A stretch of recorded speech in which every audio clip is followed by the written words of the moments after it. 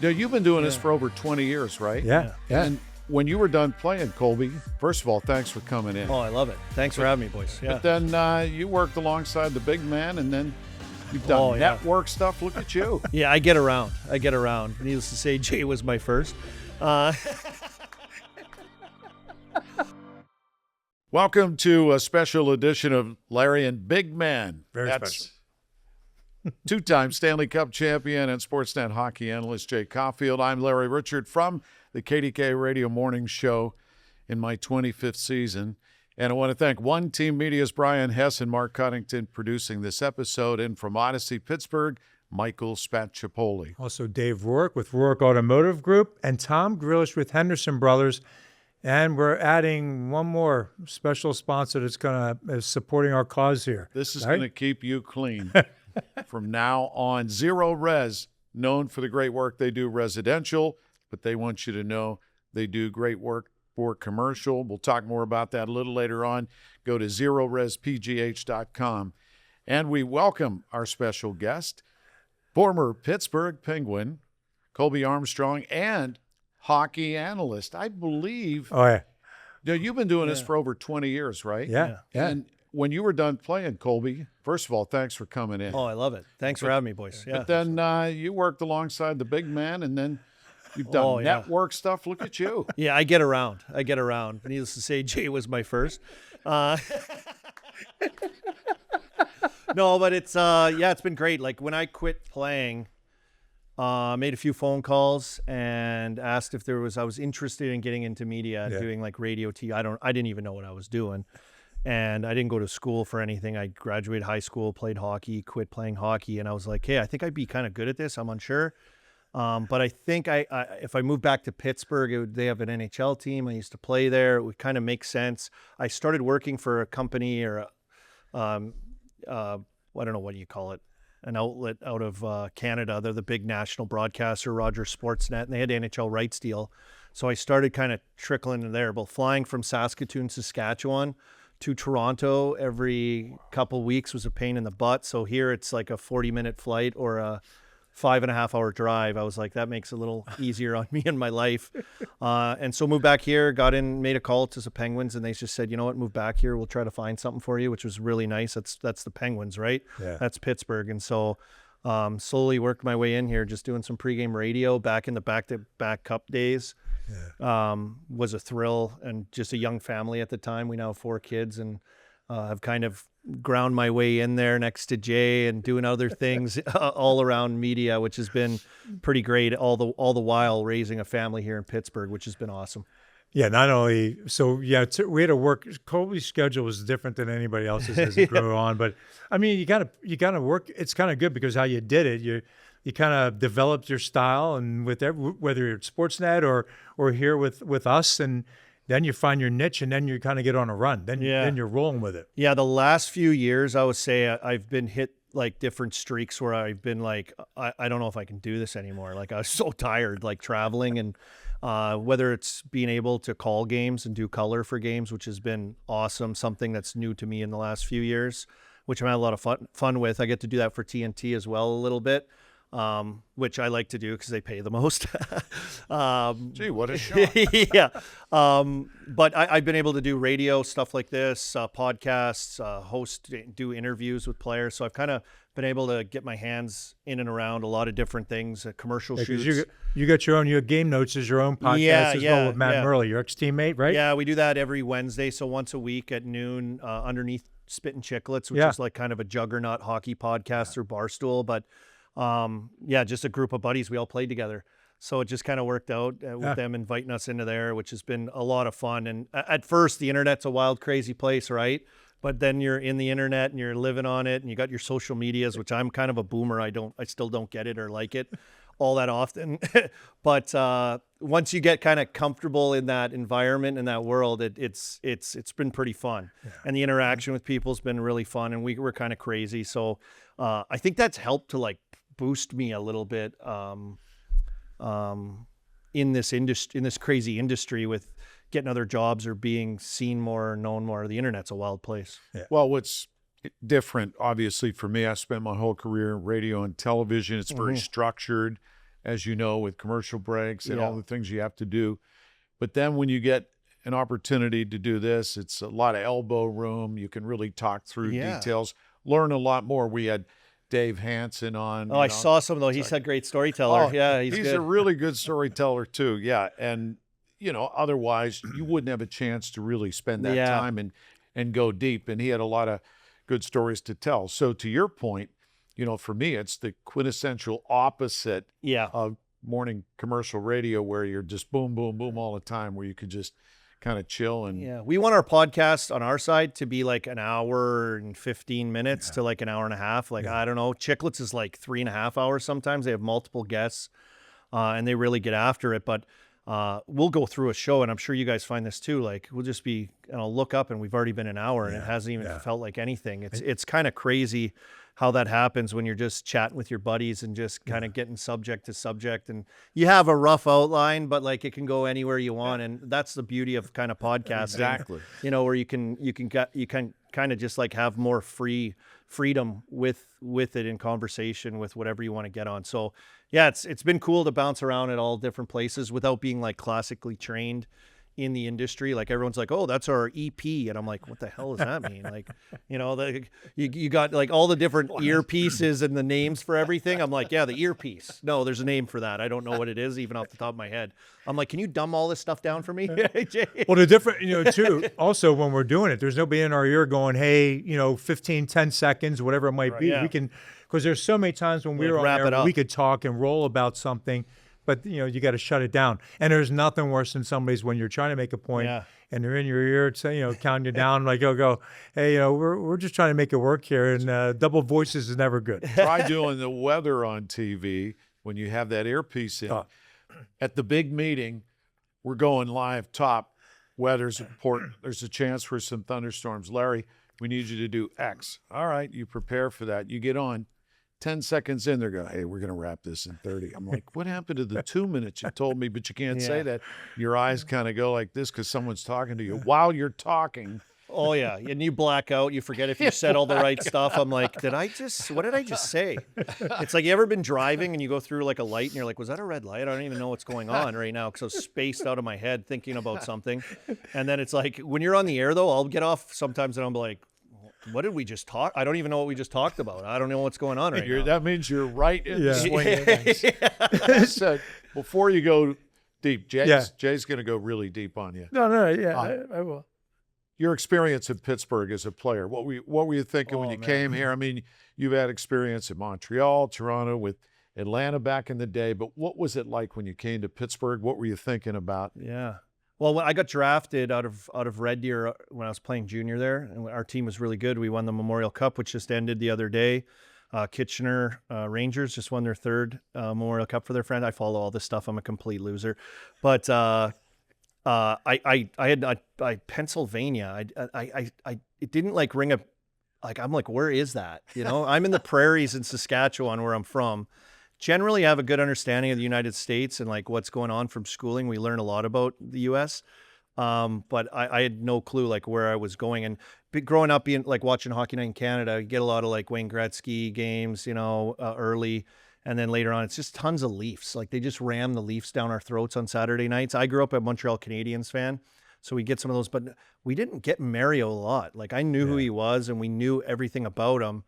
Because I loved hockey, but we didn't get to like watch a ton of his games, which sucked, as a kid. It's kind of wild that they wouldn't put that to the forefront. No, I know. Like I wish they would like have shown us the greatness of Mario like every Saturday night. I can't believe we didn't really get to see him as often, being like a crazy hockey country. And Hockey Night in Canada, you're like, okay, this is like everything hockey. No, it's just the Canadian teams. So I didn't get to see too much of it. So it's like kind of like, where is this place? To coming out here. Actually, my first day at camp here was 9/11. That was my very first like time in the U.S. really coming down here. And I flew in the day before. Next morning, camp started, and that was 9/11, which was like a hectic morning. Obviously, you could imagine. Everyone remembers where they were for that. So that's where I was. I was at South Point at the rink doing training camp, all our physicals in the morning, and we had the old jumbo big screen TV in the lounge that like took like 15 people to push.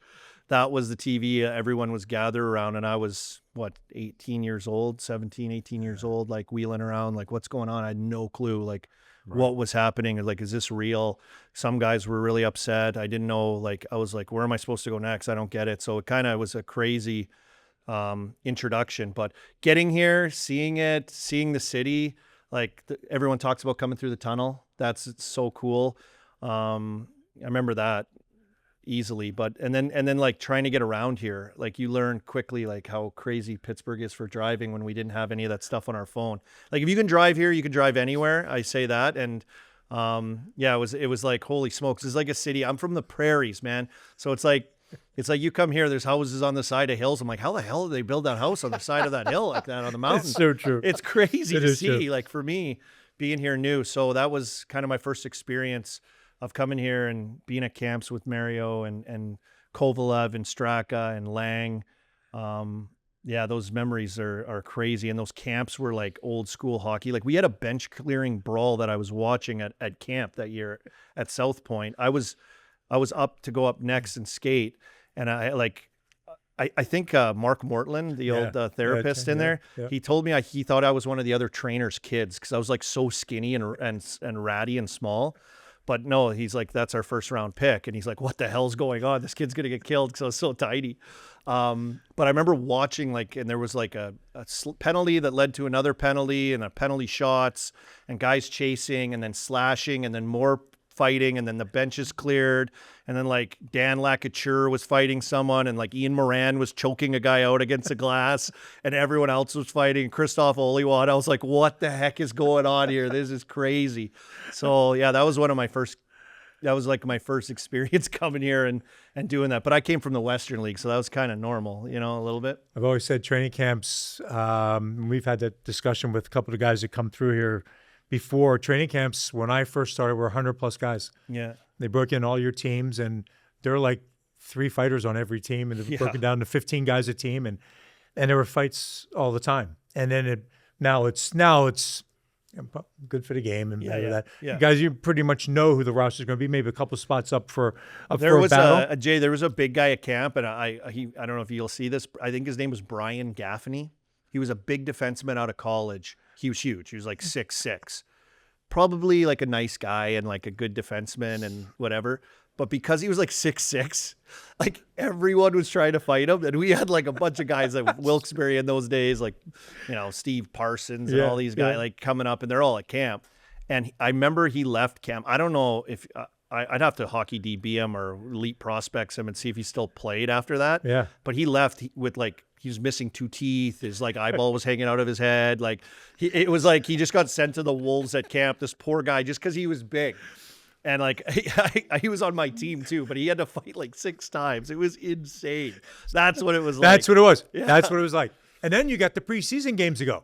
Oh yeah. That's why when we had Ty Domi, we were laughing. We had Ty Domi during Mario's camp. Yeah. And Lyle DeLine. Yeah. Oh, yeah. Talking about, like, you go through fights in your training camp, which is your own team. Then you still have 10 preseason. At the time, we were playing, you played 8 to 10 preseason games. Oh, yeah. The camp was like a month and a half long. It was crazy. It was long. So, but it's a different world. And as we know, but it was an entertainment world. The entertainment level was high in training camp. So we know, and you just gave a good piece of, now look, 21st overall, drafted 21st overall. But before that, you talked about junior and Red Deer.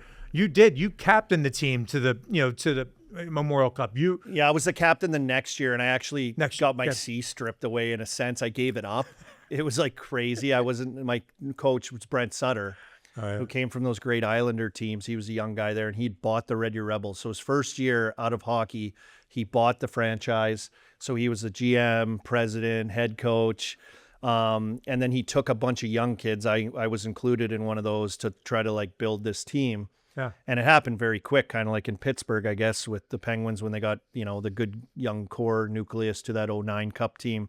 And it happened super fast. So for us, there was like 6 or 7 16-year-olds. I was included in that. Yeah. And he kind of got rid of guys he didn't deem like were valuable or weren't going to do it the right way. And it was like he was pushing buttons pretty hard and having guys out of there pretty quick. And eventually 2 years later, we won the championship, which is the year I was drafted. The next year I went back after I got cut here no one really made it as a 18-year-old kid back then either. Like Jordan Stahl, Sid, like it was hard, I think, to really do that. And we see it more now, obviously, but I wasn't ready anyways. But went back to junior, and that year I got the captain. And then halfway through the year, I was like, I don't want to wear this anymore. Like, I just want to play. Yeah. So it took a little bit of heat off of me, I think, with him, with it, like his expectations, because he what was it for you as a yeah. captain? What were some of the expectations? It was like every day, every day, like the grind of like being ready, and we're kids, so it was just like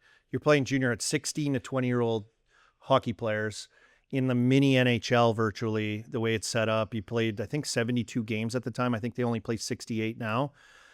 Traveling all over Western Canada, long hours on the bus, going to school still, and expected to be like ready to go every day for practice, games, style of play, like attention to detail. Like he drove it hard. So if you're not ready, and I'm an idiot kind of, I'm like a goofball a little bit, and like I play hard. I liked it. I like being in the fire and being that guy, but like every day it was just like it was a grind. So like when I got to a pro eventually, we had Glenn Patrick, who was more of like a player's coach, like very casual comparatively. And I'm like, what is this? Like, this is so different. And then the next year, Michelle Therrien came, and I'm like, oh, I already had this guy in junior, I'm like, it's going to be hard. Like, I can deal with that though. I always responded to it though. Yeah. Like if he pushed my buttons, I always hurt myself by a guy being like, I'll show you. Yeah. I just want him to like me, I just want to think I was good. That's how it's kind of is. So really what he did for your career probably just made you. He had me ready to be a pro. Yeah. Because I always said University of North Dakota, the years I was at school there, and Gino Gastri was the head coach. And it was so many players came through, which Colby knows all about that. But he had guys prepared to play. When you left there, you were kind of prepared. If you're going on the next level, you were kind of prepared. I think there's something good about having that hard. Like I see coach. Tortorella now, and everyone talks about him. I'm like, I think I would like Torts. Yeah. I think I would like to play for a guy like Torts. Like I would respond to that very well. Like driving the ship hard every day, like the pressure of that every day. Now I didn't have great days at home all the time because of that. Like I was stressed going to practice a lot. Like it was like, I got to be good today. It's practice. Yeah, I know, but like I don't want to get sent down. Like I got to be good. You got to be good. So like the day-to-day stresses of performing. It with guys like that is a mental battle and a grind all year long. But like I respond to it very well, and I think those guys got more out of me than I probably would have done on my own in a sense. I don't know. That's how I think. But he definitely prepared me for pro hockey, like the rigors of the day-to-day pressures to perform and be ready. It took me a little while to get there, 3.5 years in the minors, Jay. But like you said though, it's different today. If you get drafted early, you're in a first-round guy now. Just like in football, they expect you need to be an impact right away. But no, it was a different time. It was a different world, and the physical part of the game was different, right? So, but before Larry has a question, I'll just one more. Your dad worked in Saskatoon. Your mom was a skating coach. Yeah, Power, right? She still does it. Does she? That's what I was wondering. So you and your brother, did you guys develop? You and your brother? Yeah. So my brother is the player development director of player development for the Flyers. That's awesome. And I believe the director of player personnel, which I don't know what the hell that is, but good title to have, I guess. Maybe get a little extra dough on the contract. It works. Yeah, it but works, like he's a guy that played junior hockey as well, undrafted. They had the Everett Silvertips, who just lost in the Memorial Cup to Kitchener. It was their first appearance there. He was the first inaugural like draft that they have. So I guess he got drafted out of that off of another team that he was with, the Kootenay Ice, where they've had multiple players come through there that are very good and have long careers. But he started there, undrafted, signed as a free agent with the San Jose Sharks, played in Cleveland and Worcester for multiple years, played 2 NHL games, played in the KHL, Germany, Sweden, where else was he? Finland. He's bombed all over the place and had a good professional career as well, and then eventually got into coaching. And I don't know, did you play against the Maine Mariners? I did. I did. It was I played against Maine Mariners. Yeah, Maine Mariners are back now, and it was my brother's job, was the head coaching job of the Maine Mariners, which was a team like in the 70s, 80s. That kind of dissipated, became the Portland Pirates. So it's out of Portland, Maine. They were the Flyers colors too back then. Yeah. When we went into Maine, they were the Flyers uniform. Yeah. And so like him and Danny Briere were tasked with bringing back this team. and they brought back the Mariners. That was his first job in coaching. Coached there, went to the Lehigh Valley Phantoms, coached there a bit. Then Briere came the GM and transferred my brother over to player development, awesome. He's just a workhorse. He does a great job. And my mom taught us. Yeah. My mom taught us skating. My dad's a hockey junkie. Like I remember the Saskatoon Blades, which is the junior team. He'd have the radio on. He'd have the TV on the NHL game. And like, that's as good as it got back then. Now you can have like 8 TVs going at once. It's crazy, but he was like ahead of his time, man. Yeah. He had it all going. He'd just be sitting there listening to it all. He gets to watch your TNT. Yeah, I know. Right? Sportsnet. That's why I call it nightmare fuel. I'm on everyone's TVs everywhere too much. So hey, we stay up to watch Larry on Do the Weather all those years. Yeah. So we made the same kind of thing. Yeah, right, you Larry? put us And Blair. to that point, I've known Jay for over 30 years now, and I've never seen him telestrate live. I mean, he could do it. Oh, You've been a witness to this. I don't know how he does it. Like the buttons, he's got to push a billion buttons. He knows what they all do as well. Like, I don't know, like the spotlight. But to see him prepare for a telestration, like he gets it. He makes sure the telestrator works. First of all, he draws arrows and he draws symbols and all this stuff. And he's like, hey, it's good. It's good, big man. It's good, big man. It's good to go. Yeah, we're good to go. And then he gets it. And then it's time to go. And it's dialed. Like he's spotlighting things. He's getting rid of it. He's playing it. It's unbelievable. Like the guy's unbelievable. Like I have to go to the hub in studio for a time. Yeah. And I just get Jay to run the telestrator for me as I was talking because he knew what I was saying. Like hockey lingo is kind of challenging in TV. Yeah. When you work with people that aren't hockey people, they're like TV people. Mm-hmm. So I'm like, hey, get that, strong side pinch by the defenseman into that turnover at the red line into like, it sounds kind of crazy that when we say it just like that, but we expect people to know. Well, it's easier if Jay just does a telestration for me and we don't get a guy to build like a thing. They do a very good job building them in there, but like Jay could just like telestrate that in like 2 seconds as I'm going on the fly because he gets what I'm saying. We speak the same language. So yeah, he is. Weren't you selling T-shirts for that for a while? Oh, I didn't sell T-shirts. Someone else did. Yeah, somebody sent it to me. It's something like I have to look up. Cease and desist. Cease and desist. Send the letters. I never sold it. I just saw somebody wear something. No, but my mom's still teaching skating, man. Like anyone that's come through there, like the Shen brothers, like think about it. Yeah. Anybody from when you're like 7, 8 years old and you're learning to skate 6. You go to her like skating clinics, and everyone that's been from in and around that area has had a moment or sessions or camps with my mom. So, and she's still doing it. She's crazy now. That's so awesome. she's strictly hockey players now, and she has like individual stuff. So she has like clients, which are like, families that bring their 2 boys to him or to her on like every Tuesday of the week and Thursday or something after school. So she kind of runs something like that. So she makes her own schedule now. It's a little easier on her. She's a grandma now, So Tell us about your family. I got a sister. I got an older sister. Still lives in Saskatoon. Parents are still back there. I got married to a girl from Wilkes-Barre when I was playing in the American League there. Met her like I think my 3rd year there, right near the end of the year. Got cut, sent back again, which probably ended up helping that because I got to hang out with her a little more. And I go home in the summers back to Saskatoon at this time. So it was a little long distance at the time, but then made the Penguins. She came with me here, traded to Atlanta. She followed me there, went to Toronto, Montreal, to Sweden my last year. We got married when I was in Atlanta. We had our first 2 kids born in Atlanta, and still with me all these years later.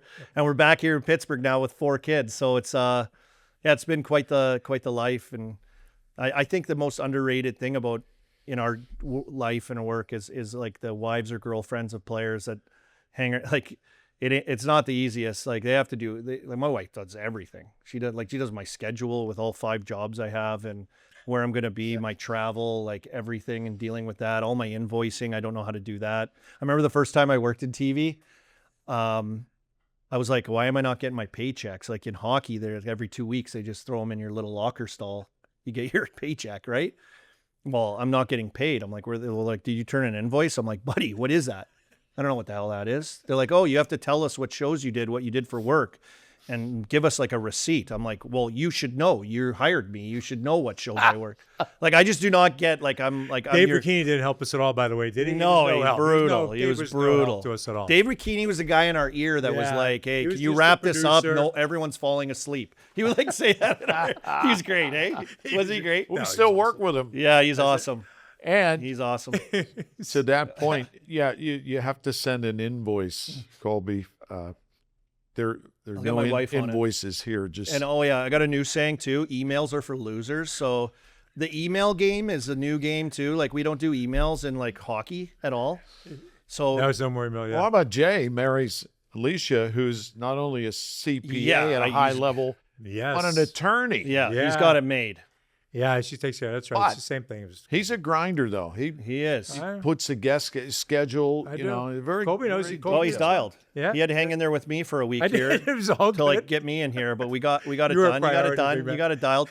Yeah, and I think like the wives do so much for the guys, and still like in after hockey and everything. It's crazy what they put in and what they sacrifice and what they do and how they pack up and can just go if you get and moved, if you- saying goodbye to friends. Like, I mean, you know how it is. Like the good thing about like hockey and sports in general is like when you go to a team and you're on a team, like for us as players, it's easy because we have like a built-in family. Now we're just in the room. Like these are our buddies. It's like that. But for the girlfriends, wives, and families, it's like they have that too with the family rooms and kind of the connection with these other girls that are experiencing the same lives as them, kind of. So you have that, and they're like all super close. So when you get traded, it's like, oh no, and you never think you're going to have new friends again. And then you go to another place and it's like, you got this built-in like community right away, which makes it like awesome. And the girls are way better at staying in touch. Like I'm brutal at staying in touch with the guys, of all the players we've played with probably. And I mean, you've won, so it's different when you win with guys, the bond of that. I didn't get a chance to be a part of something like that. So, but it's quite the life, man. It's quite the life to be in it. And everyone says it doesn't last very long, boys. And they're right. Because when you're in it, though, you think it's going to be forever. It's the craziest feeling. And then all of a sudden, it's just like screeching halt and you're done. And you're like, where did that whole life go? Where did all my built-in friends go? Where did that world go? It's crazy. We used to talk about this, meeting the guys over the years. There's almost a detox period where to break away from that, because how do you replace scoring a goal, winning a Memorial Cup, doing those things where you get this tremendous I don't know. accolades, and then it's over. For a while, for me, it was like hunting. I started hunting because I didn't get to do anything as a player. Hunting season correlates with hockey season. Now I never hunt again because I'm so busy. Once the season starts up again, then that's right when like kind of hunting season is. But for me, for a time, it was that. I don't know why. I just got like, I was buying everything, man. I was buying like I'd go hunting with guys. I had no clue what I was doing. I was decked out. Like I would look like a Navy SEAL. Like they're like, what the hell is this guy doing? I had everything.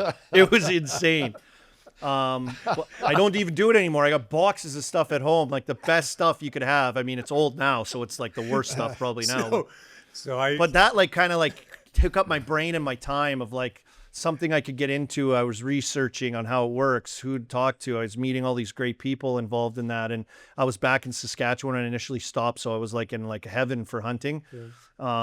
But it was, I don't know how it's hard to replace it. You can't replace it. Like, who am I? What do I do next? How do I do this? I don't know. That was something crazy. I'm so lucky now though that I'm still in hockey. Like that's the best part. So Colby, so Larry's heard me say this before.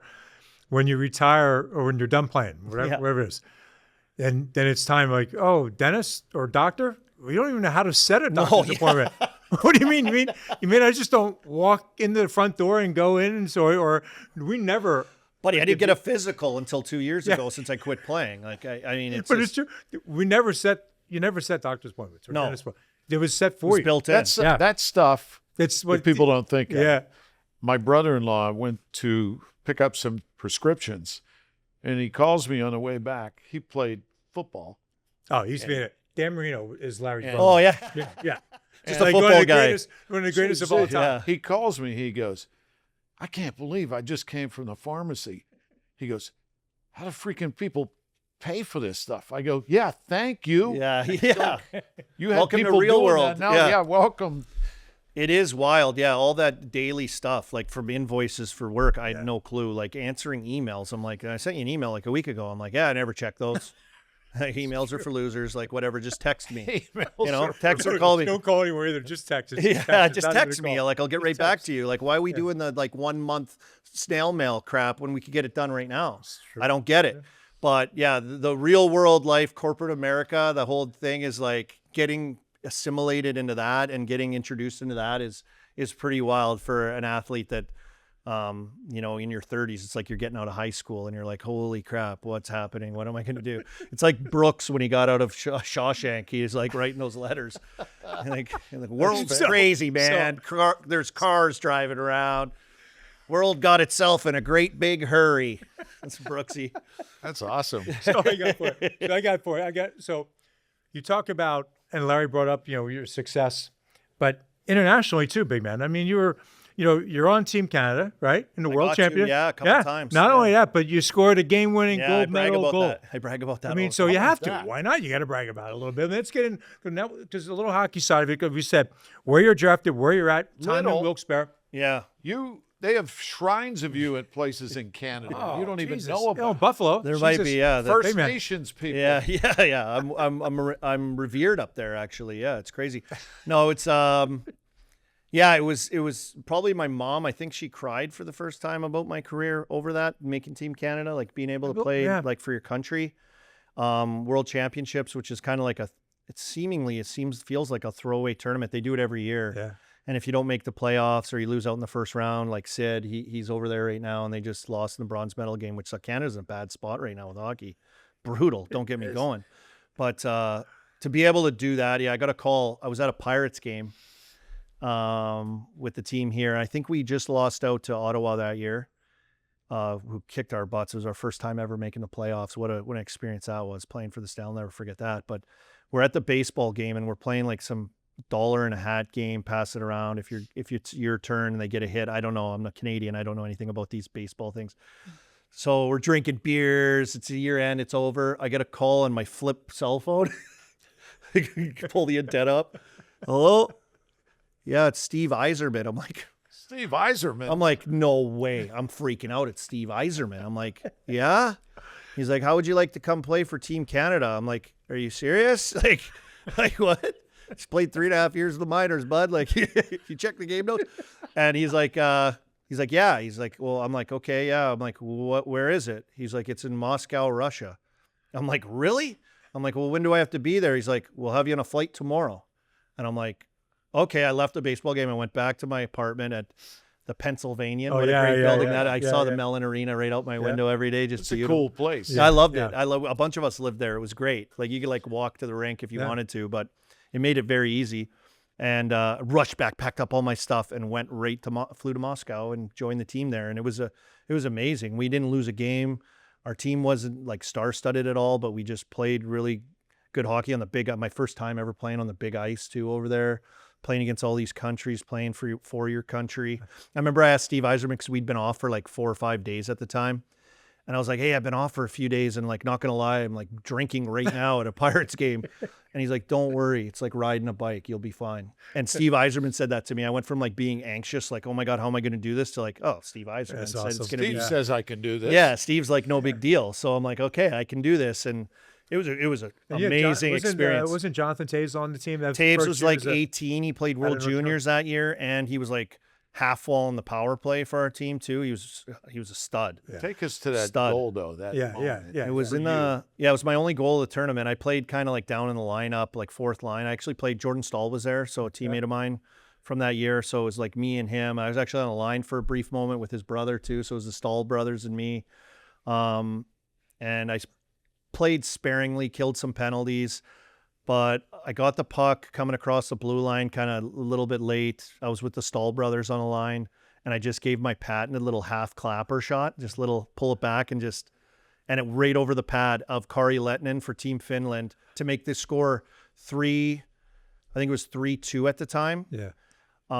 Rick Nash stole my thunder completely. He was one of our best players. He had a great tournament, and he scored an amazing goal late in the game. They didn't pull their goal yet. And he had like 2 guys on his back. You know how big he is, hey? And he had 2 guys on his back, drive the net, one hand on his stick around the goalie, and tucked it in to make it 4-2. So my goal held up as the game winner. And all they show is that goal. They just show that goal. That's not fair. That's brutal. That's like not Rick right. Nash stole my thunder. Right. He has enough highlight goals. Yeah, enough of him. Yeah. But that was an incredible experience. We held on to win, and won it in Moscow, which is the craziest place I've ever been in my life. Like, going there, there's so many people there. The traffic is insane. We would take the bus to games in Moscow, and we'd have a police escort, and like you can do anything there as long as you have money. I think if you want to go, like, that door has like 8 padlocks on it. Like, here's a couple hundo. Like, they'll let you in. It doesn't matter. Yeah. And we drive on the wrong side of the road, full torque down the road, like packed traffic. And I'd stand up in the middle. I was like, guys, you guys should see this. And there's a cop in front of us, like lights on, standstill traffic on our side. We'd be on the other side of the road, head on traffic, and cars are just veering out of the way of us, full speed, like they're in a movie. It was insane to get to games there. It was just the craziest experience of a city and culture. Like, I'd never really, you don't get to see that without hockey, you know? A documentary called The Red Penguins. Yeah, I saw that too. Which really interesting. gives you a flavor. Oh, yeah. When, yeah. I mean, it was after, Yeah. I think they bought the Red Army hockey team, didn't they? Yeah, but it was like the Wild West. In other words, the culture there was just like you could do anything if you had money, and it was. Oh yeah, it was a wild experience to be there. And we were there for like 3 weeks. So I've said this before. Like, you could be a guy, like, it's a long year already. Yeah. You could be part of that group that's over there, but they're bringing more guys as another team gets bumped.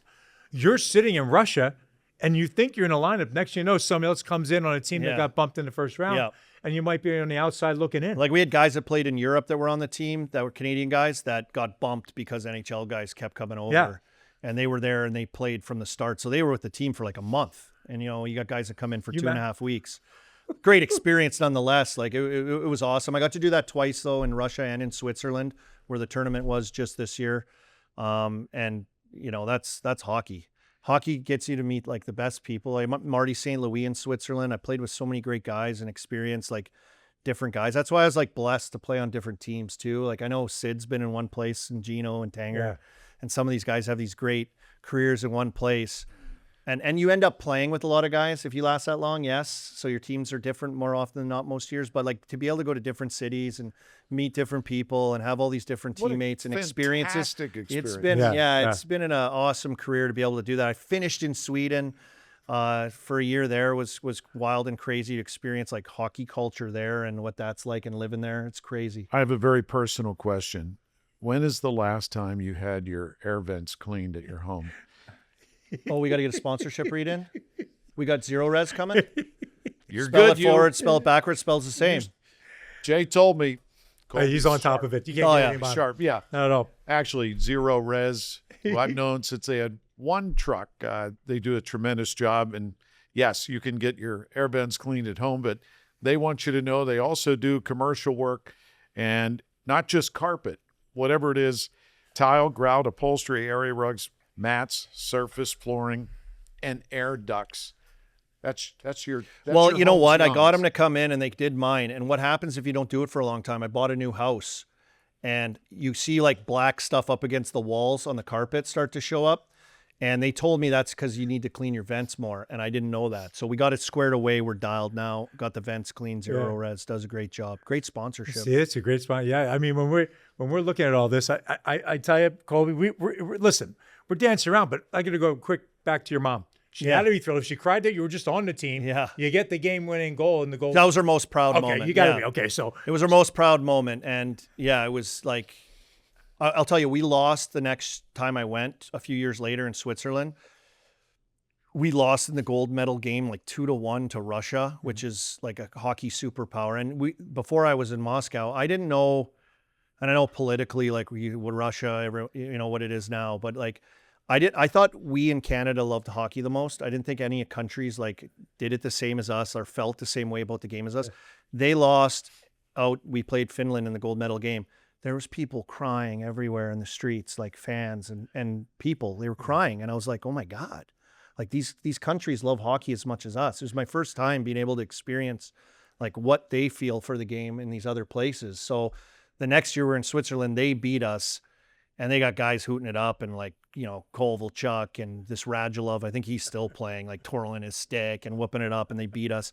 I never felt so crushed. Oh, yeah. To lose playing for your country is like so crushing. Like, I was crying after. I never cried after we really lost. Like, I was upset and stuff in certain situations, but like I was like emotionally, like we lost to Russia playing for Team Canada. Like that's a big rivalry, and it was brutal to feel that way. So the experience was awesome. My parents got to come over to that one in Switzerland, So they were there, and like Mark Messier was there, Kevin Lowe was there, Stevie Y was there. Like we had a cool like big names that were like on the management team, and Doug Armstrong, got to meet him there.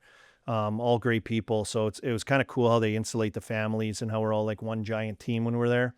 To have that feeling, it was cool to share that with my parents. So it sucked we lost, but great experiences and being able to do that. So that's the international side. On the NHL side, your first year up, big man, was outstanding. Really, you had a great first 40-some games. Yeah, you had a great little run, and then you go on for a couple more years, but I'm sure getting that first goal, everything that goes with that, that part of it.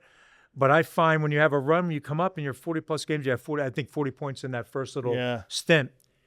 But then you get the Winter Classic game comes into town, right? I mean, it's the first time this Winter Classic, which, by the way, still was the best when they kept it to one game, like this one on New Year's Day. There was a spectacle. It was something worth seeing. Yeah. Everybody's watching. Go through what it's like to still have what we still call it still the fastest goal. Yeah, it's the fastest Winter Classic goal. Yeah, Brandon Hagel smashed it this year in Florida. Yeah, kind of brutal, like weather. You're a weather guy, It's like you're playing in nice weather. We had a snowstorm. We had a damn snowstorm during our game in Buffalo. It was the first one ever. That's right. Yeah. They played in South Florida down there in Tampa, I think it was, or Miami. Like, that's not fair. But you mentioned my first goal, NHL. Yeah. Kari Lehtinen, who I scored on in Atlanta, was the goalie I scored on for the game winner at World Championships also. You had his number. Yeah, I had his number, which I'm good friends with him now and played with him in Atlanta, which is hilarious tie-in.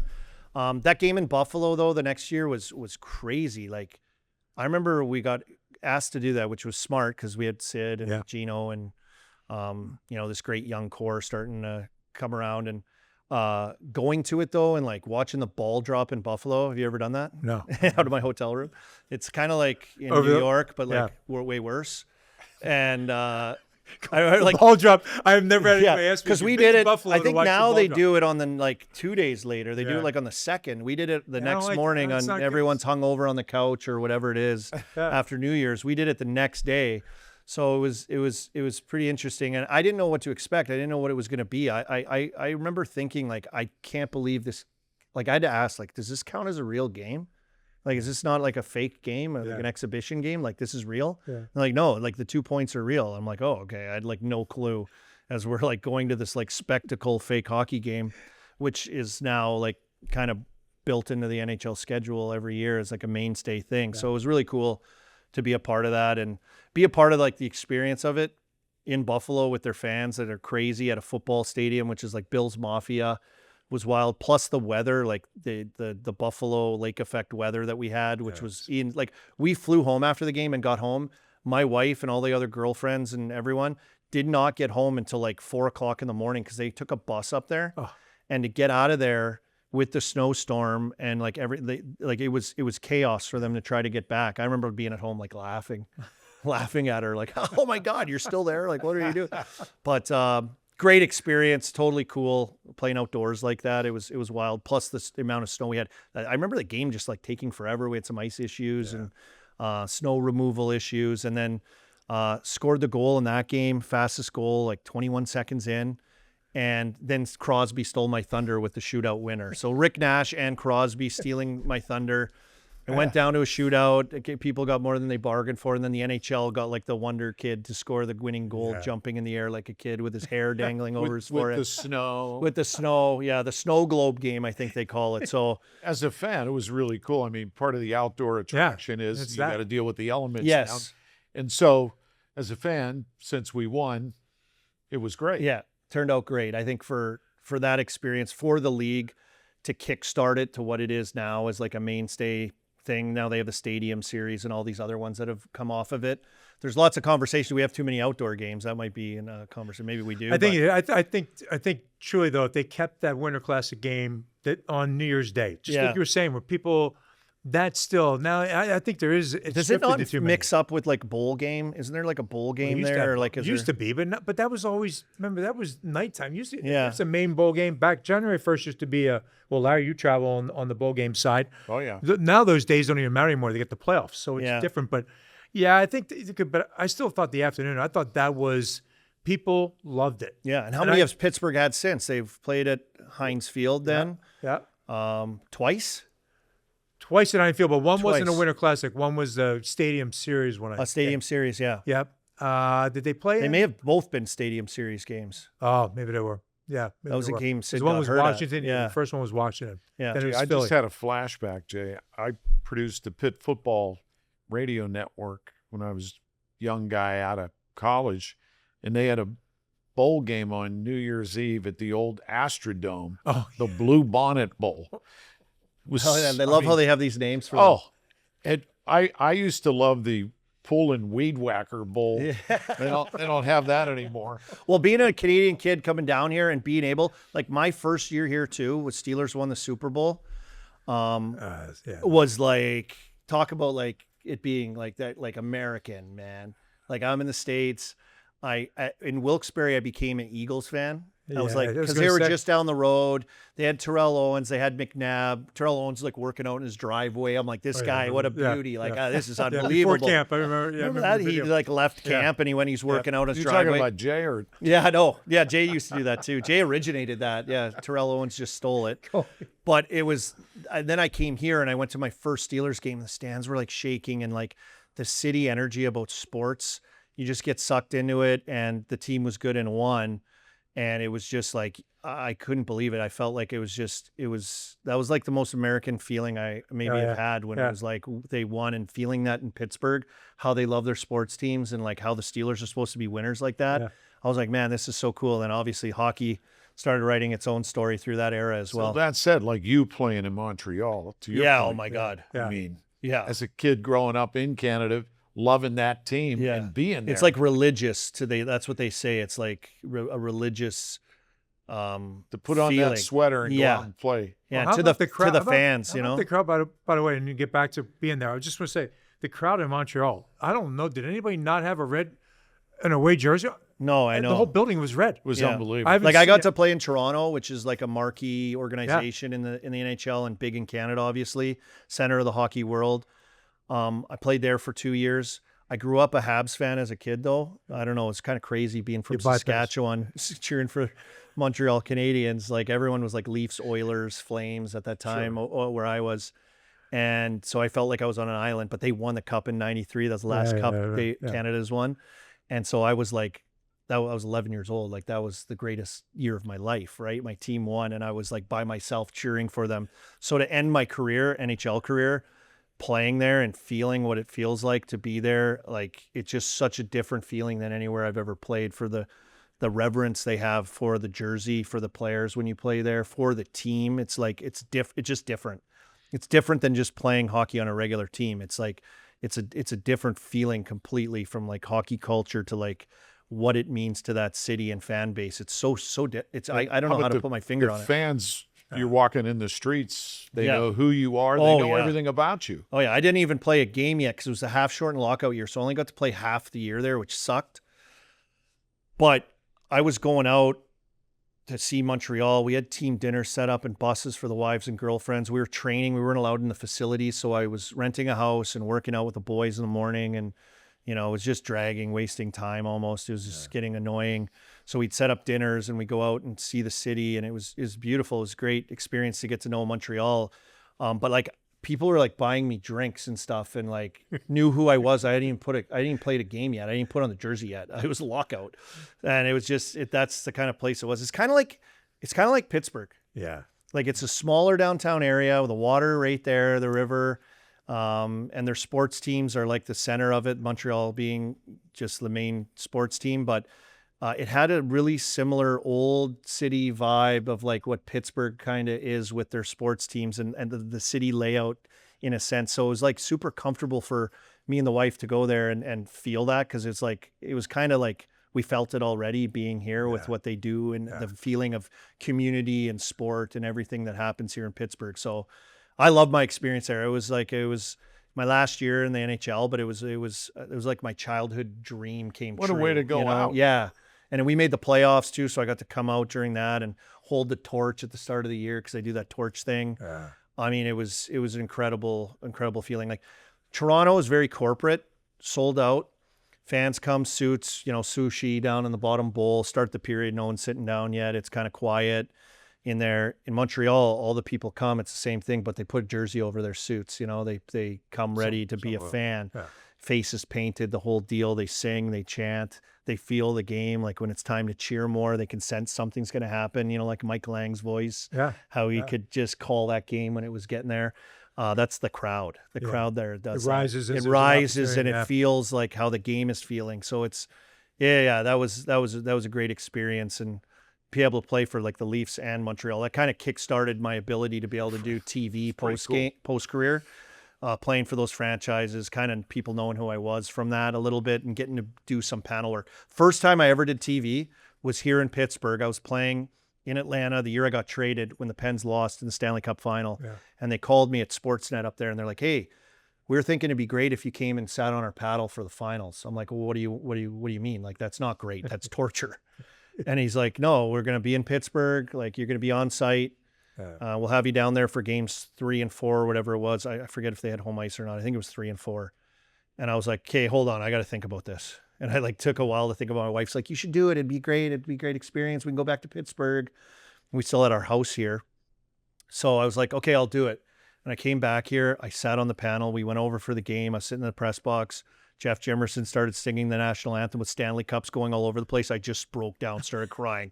All my friends were playing for the Stanley Cup. And it was just like so difficult to see that and be there for that.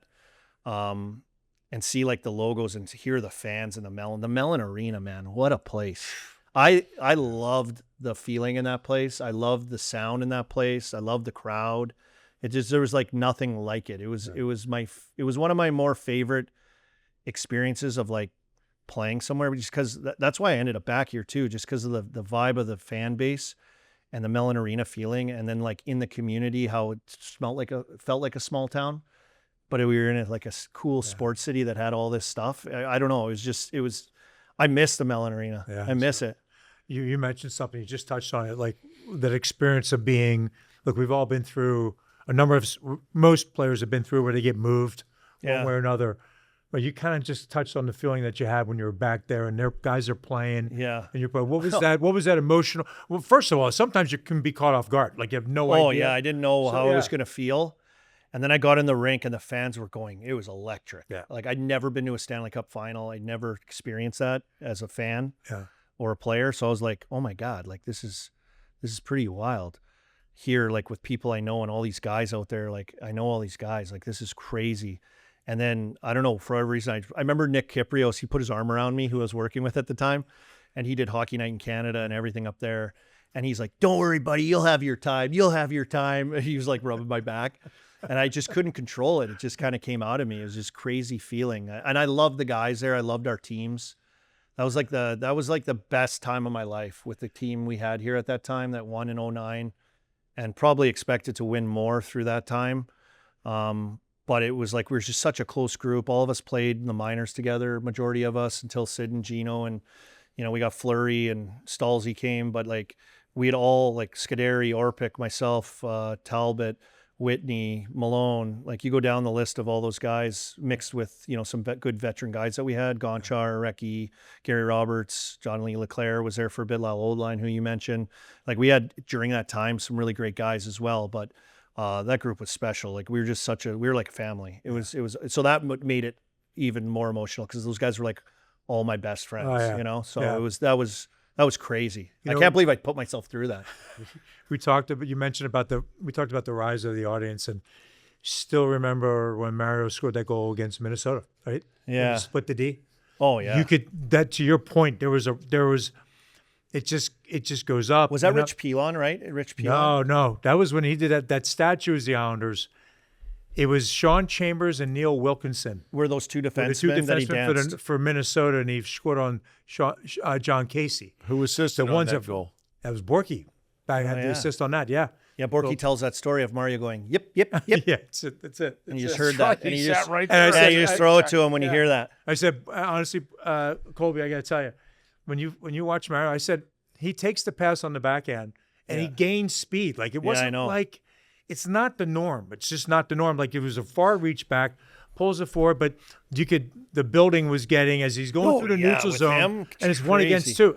But it was Neil Wilkinson and Sean Chambers, who I played with in in Kalamazoo. I know for a he's little your bit. friend and everything for you guys, and you guys have known him a long time, Mario. But like, it's like I still can't talk when I see him. There's something about him. He has like something, an aura, like, and he looks cool as hell. Like he has well dressed all the time. His hair is just mint. Like he wears sunglasses. He looks cool. Like the one story I have, because I lived at Nevillewood there forever. Yeah. That was where I bought my first house. Kiss of Death got traded that year. Right off the fourth tee. Fourth tee box. So every morning, once it was good enough, Jay, Mario, Pierre LaRouche, and he had like a little crew of guys that he golfed with, but they'd come through my backyard, like right in my backyard at like 9:45, 10 a.m. And I have my kids are out there in their diapers riding those cars around. Look like the Clampets went to Beverly Hills or whatever. And it's like hilarious. I'm like, oh my God. I'm like, sorry. I'm like, kids, be quiet, be quiet. It's just a disaster zone. But every 15 minutes, a new group would come by. But I remember Mario came by one time, and I was in the backyard with the kids, and a guy's driving his golf cart. And he's pulling up, and he's going like this at me. He's pointing. He goes like that, and I'm like, is that Mario? He's a hat on, sunglasses. I couldn't really tell. Like usually, if I did this to you, I look like a complete loser. Like this is like a old school like loser move. He did it. I was like, that's probably the coolest thing I've ever seen. Like that was the coolest move I've ever seen by a human being. Like he just has that cool factor. Well, Jay talks about it Yeah, he said. when he's in the building. Oh, for yeah. a game. Yeah. I love that, by the way. Everybody He's got to be knows. back. Yeah. Is that new ownership thing through? Like, It's what's not going through on yet. with that? Don't I don't know think what's it's through going yet. on, but like getting him back in the building, like Yeah. it should be that way. I feel. Yep. I love it when he's there, Yeah. when they You show can him there. feel it Yeah, It's a when true. he's in the building. yeah. There's also to add to Colby's golf story. So it is what he's like when he drives up. But and even he's- like he's seeing got him his little skate- cigar. Oh, He's got his cigar. It's even He the does way it he better. does it, He does it better than most. Yeah. It's just smooth. Everything is smooth. Yeah. Oh, Yeah. I've seen him at Jay's place a few times. Yeah. And, last time I saw him, he said, he looked at me and he smiled. He goes, when are you going to call it quits? I'm like, yeah, you cut me off guard. yeah. Oh, Like, yeah. He's everything he does is just like the delivery, the one-liners. Hilarious guy too. He No, is he doesn't miss hilarious. anything. Doesn't miss No. a thing. He is such a razor sharp observer. To your point, if Yeah. you had socks or shoes or anything, he would notice without you noticing that he's noticing, Yeah. and then he could say something. Yeah, You're zinger. like, how did? Yeah, He got you. right. I told it. Oh.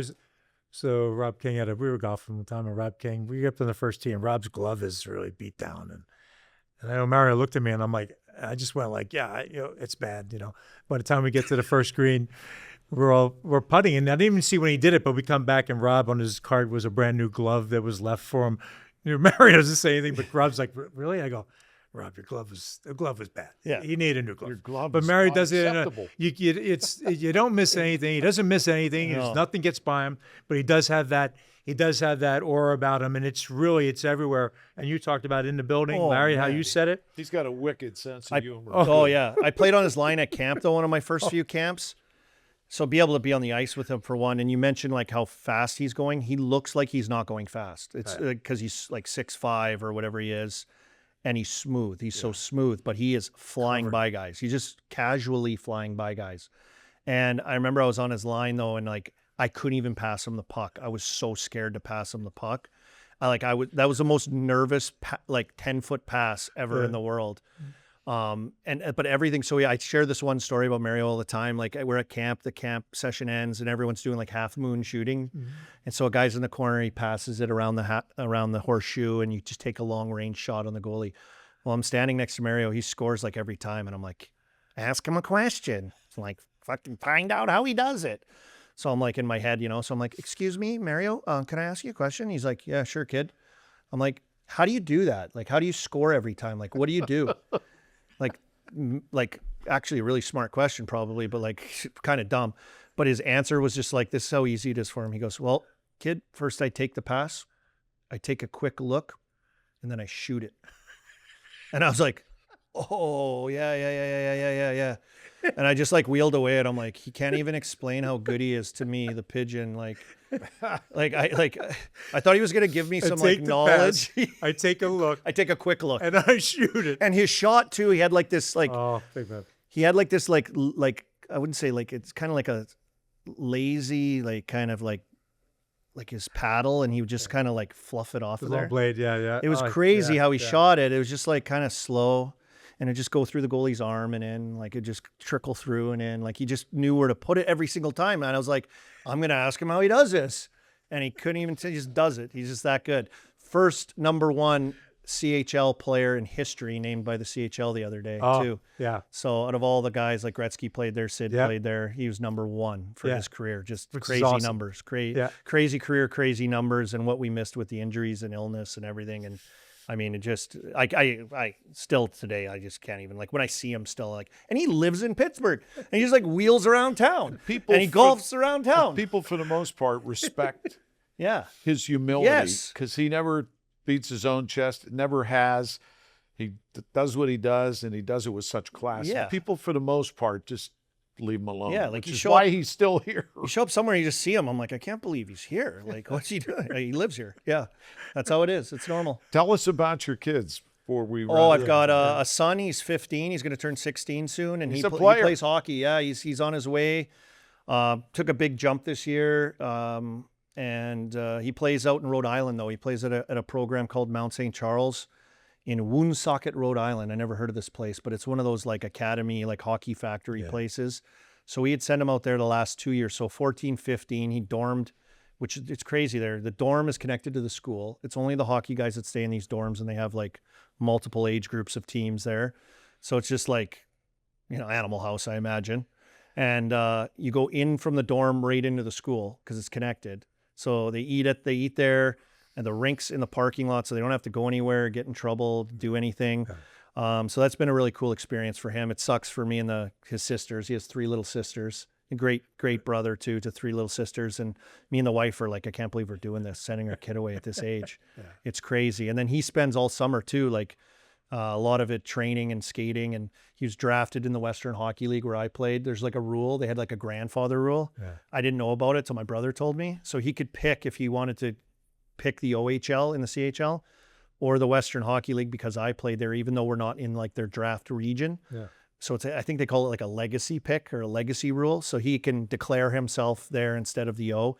So he wanted to go to the Western League. I left it up to him because my dad told me, let him make his decisions. Because if you tell him like, hey, this is a bad decision, and say me and the wife are like, hey, Erie's just up the road, like an hour away in the OHL, that would be pretty nice to be close to home. If it doesn't work out, he'll hate you. So I'm like, okay, good advice, Dad. And then this year he got drafted to Des Moines Buccaneers in the U.S. Hockey League, USHL, which is the U.S. Junior League. And so he's got kind of those 2 things on the go right now. So it's Swift Current Broncos or the Des Moines Buccaneers in his future for junior hockey. He's kind of leaning more towards the Western League as his preference. So we've got that all coming up this summer with him and decisions as he's going to be 16 and you can play junior hockey officially. So we'll see what happens there. My daughters go to Pine Richland. We live up there and I love since we moved up there, all young families. I've seen you at the fields over. Yeah, I've seen you. Yeah, I see a lot of people up there. The football game, man, that's Americana, man.